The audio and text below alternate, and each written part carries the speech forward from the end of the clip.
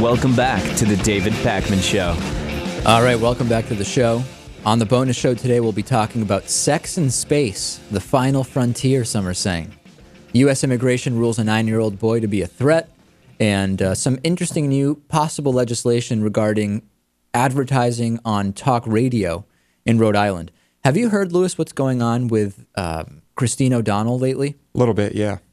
There's actually a full criminal investigation now to determine whether the failed U.S. Senate candidate broke the law by using exactly what we've been saying, campaign money to pay personal expenses.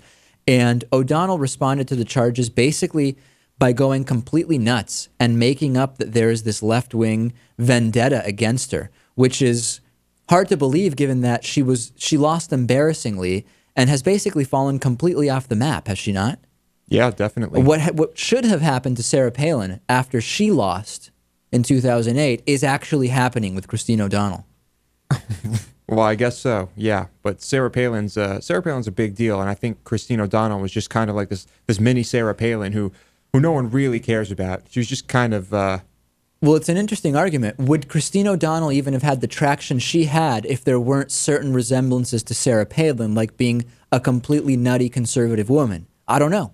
Not only that, she physically made herself up to look exactly like Sarah Palin. That's right. I'm not exaggerating at all. A lot of the outfits were similar, and the hair and everything. The hair, the glasses, everything. Take a listen to what she says is the reasoning behind this probe that's going on.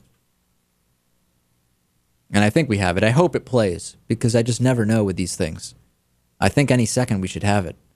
Let's see if there's anything I can do. Here we go. There's been no impermissible use of campaign funds whatsoever. You have to look at this whole thug politic tactic for what it is. We have heard of no investigation.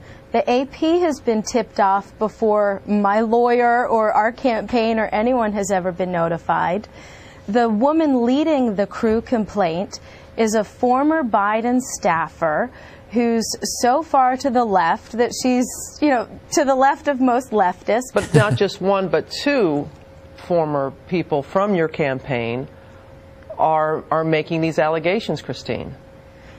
Right, and the other one is someone who was fired after a week and a half. I mean, so, you have to look at the credibility of their sources. And as these two fired, disgruntled former people involved with my campaign have started making these allegations, even more people who were involved with the 2008 campaign have risen up to say, hey, I was involved with her for months, more than just a week and a half, and didn't see this.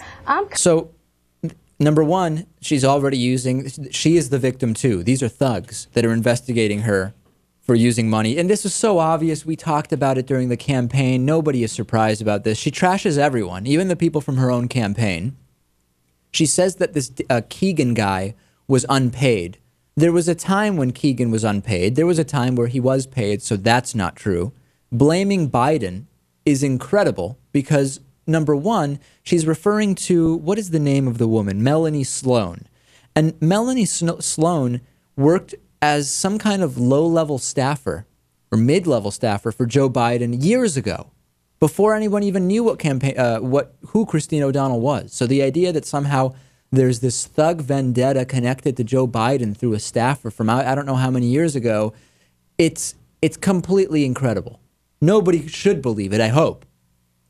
The other thing is that the former campaign workers who basically say this is exactly what's going on, of course she's going to call them disgruntled. I mean, there's no surprise. So far, there's just been no evidence that anything other than exactly what we thought was going on is what was going on. She reported almost no income for years. How could she possibly be living off of that amount of money? It just doesn't make any sense. It all fits together. It must be one of these incredibly constructed conspiracies where even her tax returns must have been edited to show she didn't make money. I mean, how could you believe that? Right, it's just thuggery. Like, for some reason, anyone has a reason to go after Christine O'Donnell. Why would they?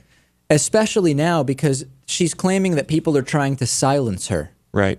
I thought she had been completely silent since she had been embarrassed in that last election. Yeah, if it wasn't for this investigation, we may have never heard from her again. That's right. So in a way, I'm kind of upset that this investigation is happening. Yeah, this legal investigation on Christine O'Donnell which looks to prove that she did exactly what everybody assumed and knew and was logical she was doing, is only bringing her back into the limelight.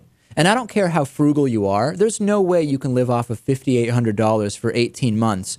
Even if she had a savings account with, $1,000 to $15,000 in it, it's still poverty level. The investigation is inevitable. It's completely logical. And I heard one explanation from her, something about, well, the campaign was being run out of my house, so the campaign wasn't paying me. I was paying the campaign. It was just a bizarre circle of money that just I couldn't possibly understand why that is the arrangement they would have to make.